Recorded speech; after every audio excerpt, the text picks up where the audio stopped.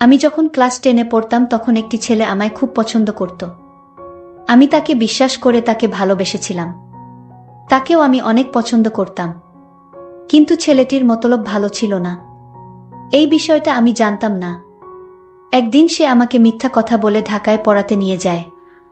আমিও তার সাথে চলে গেলাম ঢাকায়। আমরা ঢাকায় একটি বাসায় আলাদা রুমে থাকতাম।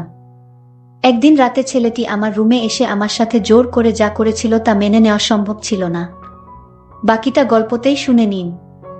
বিনা আমার বান্ধবী। আমি যখন ক্লাস 10-এ পড়তাম তখন ওর সাথে আমার পরিচয় হয়েছিল। একসাথে কোচিং করতাম, কোচিং শেষে বেশ আমরা একসাথে বাসায় ফিরতাম। এভাবেই কখন যেন তার মায়ে পড়ে গিয়েছিলাম। আমি একদিন তাকে বলেছিলাম, বিনা, আমি তোমাকে একটা কথা বলতে চাই। বিনা বলল, কি কথা শুনি? আমি বললাম, বিনা, আসলে আমি তোমাকে ভালোবাসি। বিনা আমার কথা শুনে কিছুটা অবাক হয়ে বলল, আমিও তোমাকে আগে থেকেই পছন্দ করতাম। বিনার কথা শুনে মনে হলো পৃথিবীটা আমার হয়ে গেল। আমার খুব আনন্দ হচ্ছিল। এভাবে প্রেম করতে শুরু করলাম আমরা। তারপর আমরা কলেজে পড়তাম, তখন কি আর হতো। একটা সময় এইচএসসি আসল দুইজনেই দিলাম, দুইজনেই ভালো রেজাল্ট করলাম। ভর্তিও হলাম একই বিশ্ববিদ্যালয়ে। আমাদের শহরের বাইরে একটা বড় বিশ্ববিদ্যালয়। সেখানেই আমাদের জীবনের গল্পটা শুরু হয়েছিল। আমরা লেখাপড়া করার জন্য একটা বাসায় উঠলাম। বাসায় দুজনেই বলেছিলাম আমরা হলে উঠেছি। কিন্তু আসলে আমরা ক্যাম্পাসের ঠিক বাইরেই 2 রুমের ছোট্ট একটা বাসা ভাড়া নিয়ে নিলাম। ওটার জন্যে কেনাকাটা করলাম। বালতি, তোশক, হাঁড়িপাতিল সবকিছু। যেন আমরা বিয়ে করে ফেলেছি আর সংসারের জিনিসপাতি কিনছি। আমরা ঠিক করেছি আমরা নিজেরাই রান্না করে খাবো। কোনো বোয়ার দরকার নেই। ওই জন্যে ঠিক করেছিলাম 2 রুমে 2 জন থাকব। বোয়া রাখার ঝামেলায় যাব না, নিজেরাই রান্না বাড়া করে খেয়ে নিব। যাই হোক, অবশেষে উঠলাম আমরা একসাথে। বিশ্ববিদ্যালয়ে ক্লাস তখনও শুরু হয়নি। আমাদের হাতে অফুরন্ত সময়। সকালে যেহেতু জলদি ওঠার কোনো দুশ্চিন্তা নেই, আমরা দুজনে বারান্দায় বসে গল্প করতে থাকলাম। হঠাৎ দেখি বিনার মনটা খারাপ হয়ে আছে।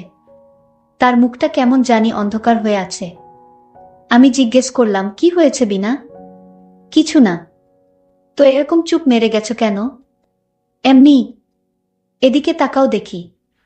অনেকটা জোর করেই মুখটা আমার দিকে ঘুরালাম। দেখি বেচারির চোখ দিয়ে পানি ঝরছে। কোমল গলায় আবার জিজ্ঞেস করলাম, মন খারাপ? উত্তর দিল না। কিছুক্ষণ পর একাই আবার বলে উঠল, আসলে আমি না এই প্রথম ফ্যামিলি ছাড়া আছি। এমন না যে তোমাকে ভালোবাসি না বা এরকম কিছু, কিন্তু আমার খুব মন খারাপ হচ্ছে। আমি বললাম, বুঝতে পারছি। যাও তুমি তোমার রুমে গিয়ে শুয়ে পড়ো। বিনা আস্তে করে নিজের রুমে গিয়ে দরজা আটকে দিল। আমারও কেন যেন খুব মন খারাপ হয়ে গেল। বুঝলাম না হয় যে তাই বলে আমাকেও দরজা আটকে বাইরে রেখে দিতে হবে। আমিও চুপচাপ আমার রুমে লাইট নিভিয়ে শুয়ে পড়লাম। দরজাটা আটকাইনি। বিনার প্রতি একটু রাগ নিয়েই ঘুমিয়ে পড়েছিলাম। আমি নাক ডেকে ঘুমাচ্ছিলাম। আমার হঠাৎ ঘুম ভেঙে গেল। আমি অনুভব করলাম আমার পাশে কে যেন শুয়ে আছে। আমি বুঝতে পারলাম আমার বিছানায় আমি একা নই। বিনা কখন যেন আমার পাশে এসে শুয়ে নিঃসাড়ে ঘুমিয়ে আছে। আমি আবার ডিম লাইট ছাড়া ঘুমাতে পারতাম না। ডিম লাইটের আলোয় বিনাকে দেখে আমার অনেক মায়া হলো। পরিবার ছেড়ে লেখাপড়া করার জন্য আমার মতো একটা ছেলেকে বিশ্বাস করে। আসলে বিনা একজন সহজ সরল মেয়ে। তার কোনো তুলনা হয় না। এসব ভাবতে ভাবতে ঘুমিয়ে গেলাম। ভোরে আবার ঘুম ভেঙে গেল। দেখি বাইরে মোটামুটি আলো হয়ে গেছে। বিনাকে ডাক দিলাম, বিনা, সকাল হয়ে গেছে, তাড়াতাড়ি উঠ। বিনার সাড়া নেই।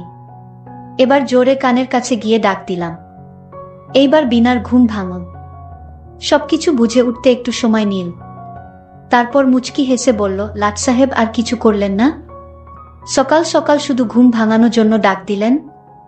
আমি শয়তানি একটা হাসি দিয়ে বললাম, তুমি এখন থেকে আমার সব কথা শুনতে হবে। আর যদি না শুনো তাহলে আমার কাছে তোমার এমন একটা জিনিস আছে, যে জিনিসটা তোমাকে দেখালে তুমি আমার সব কথায় রাজি হয়ে যাবে।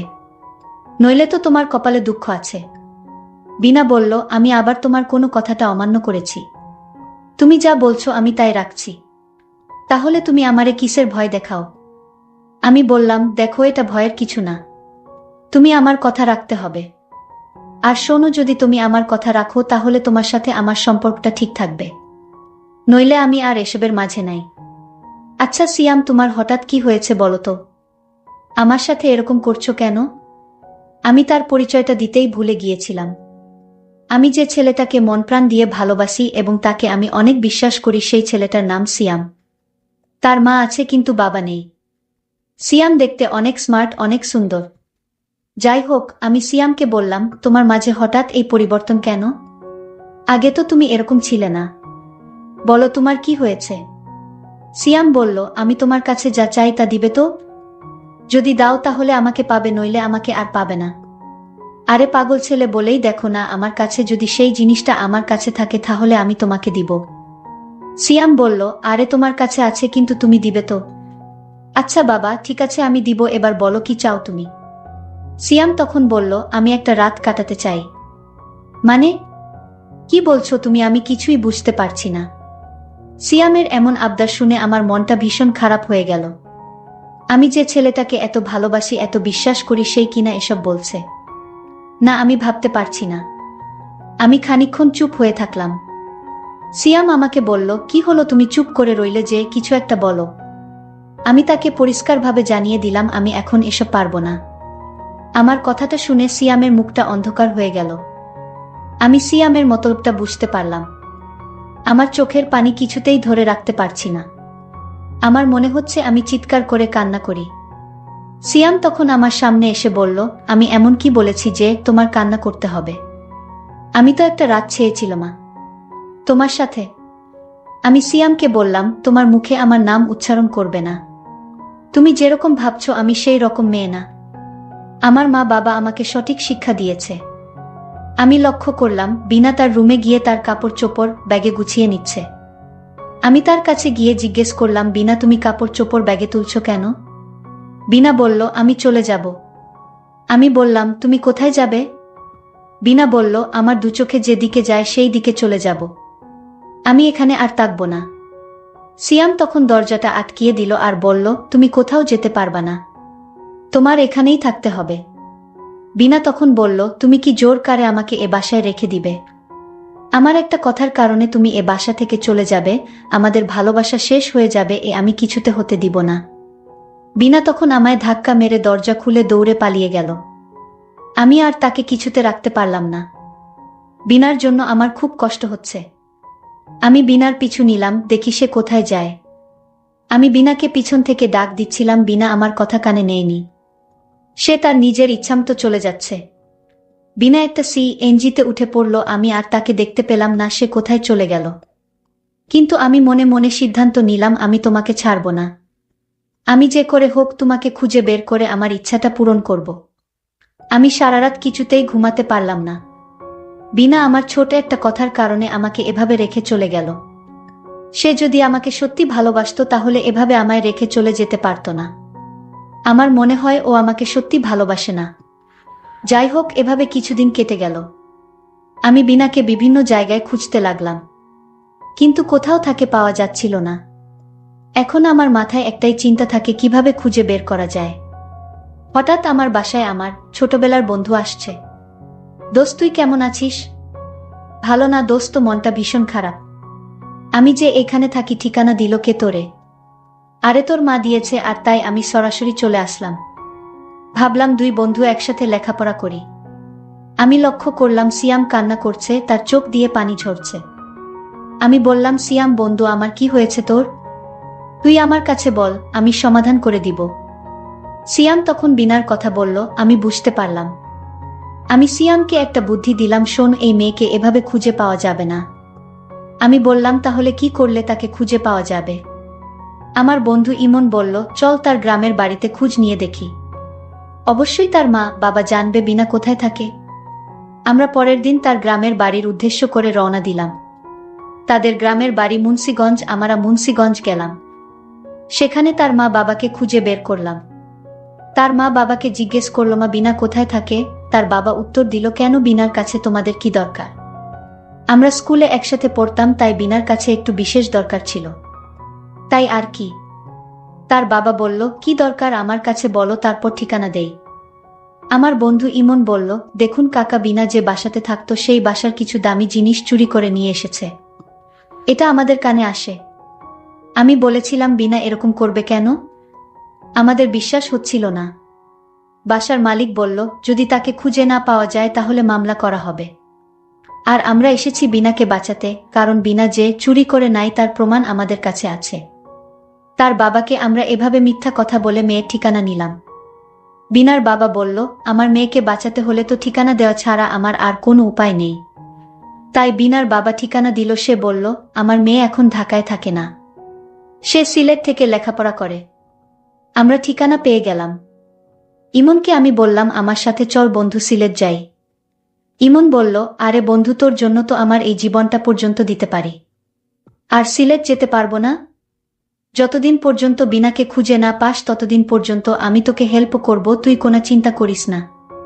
সিয়াম আমার কথা শুনে অনেক খুশি হলো। আসলে পৃথিবীতে এমন বন্ধু পাওয়া বড় কঠিন। আমরা পরের দিন সিলেটের উদ্দেশ্য করে রওনা দিলাম।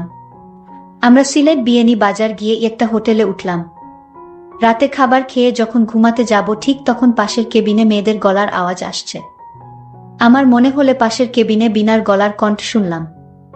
আমি ইমনকে বললাম, ইমন, আমাদের পাশের কেবিনে মেয়েদের গলার আওয়াজ শোনা যাচ্ছে, আর আমার কাছে মনে হচ্ছে এখানেই বিনা আছে।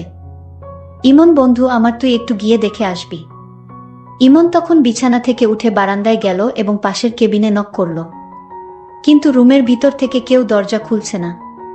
3 বার নক করলাম কিন্তু কারো সারা শব্দ পেলাম না। ইমন নক করার সাথে সাথেই রুমের ভিতর যে আওয়াজটা ছিল তা বন্ধ হয়ে গেল। সিয়াম তখন আমায় বলল, শোনো বন্ধু, রাতে মনে হয় এভাবে ডিস্টার্ব করা ঠিক হবে না। সকালে দেখা যাবে, সকাল সকাল উঠতে হবে। এখন ঘুমিয়ে পড়। ভোর 5টা বাজে আমি উঠে পড়লাম এবং বারান্দায় দাঁড়িয়ে থাকলাম। আমি চেয়ে আছি দরজার দিকে, কখন দরজা খুলবে তার অপেক্ষায়। হঠাৎ দরজা খুলে ফেল, তখন দেখলাম বিনা প্রথম বের হয়েছে। বিনা আমায় দেখে অবাক হয়ে গেল। আরে তুমি এখানে কেন এলে?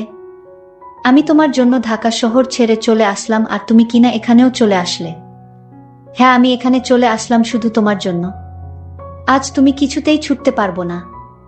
আমি বিনাকে বললাম, বেশি না, তোমাকে একটা ভিডিও দেখাবো আমার মোবাইলে, সেই ভিডিওটা দেখানোর পর আমি চলে যাব। তোমাকে আর খুঁজবো না। আমার তো গলা শুকিয়ে গেল। আমি বললাম, কি এমন ভিডিও দেখি তো? তার মোবাইলে ভিডিওটা যখন চালু করলো, ভিডিওটা দেখার সাথে সাথেই আমার মনে হলো যেন আকাশটা আমার মাথায় এসে পড়ল। এইটা হলো সেই ভিডিও যেদিন আমরা একটা বাসা ভাড়া রেখে 2 জন 2 রুমে থাকতাম। কিন্তু একদিন তুমি আমার রুমে রাতে চলে আসছিলে, আর তুমি আমার রুমে যখন এসে ঘুমিয়ে পড়ছিলে, আর তখন আমি জেগে উঠলাম।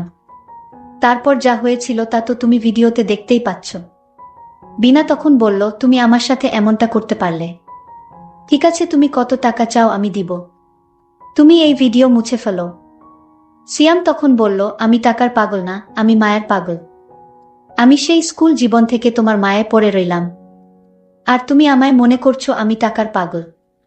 সিয়াম তখন খুব রাগান্বিত হয়ে বলল, আমি তোমাকে সত্যি ভালোবাসতাম, কিন্তু আজ বুঝলাম তুমি আমায় ভালোবাসো না। এটা তোমার নাটক ছিল, কিন্তু আমাকে কষ্ট দিয়ে তুমি সুখে থাকবে তা আমি হতে দিব না। আমি আজই তোমার এই ভিডিও সোশ্যাল মিডিয়ায় ছেড়ে দিব। এই কথাটা বলার সাথে সাথেই বিনা আমাকে বলল, ঠিক আছে, তুমি কি চাও আমি তোমার সব কথা রাখব। ঠিক আছে, মাত্র তুমি লাইনে আসছো। বিনা বলল, কি আবদার তোমার বলো।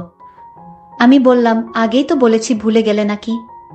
ঠিক আছে, আমার মনে পড়ছে, আমি রাজি। আমি তখন আনন্দে বললাম, কি করে ভাবলে আমি এসব করব?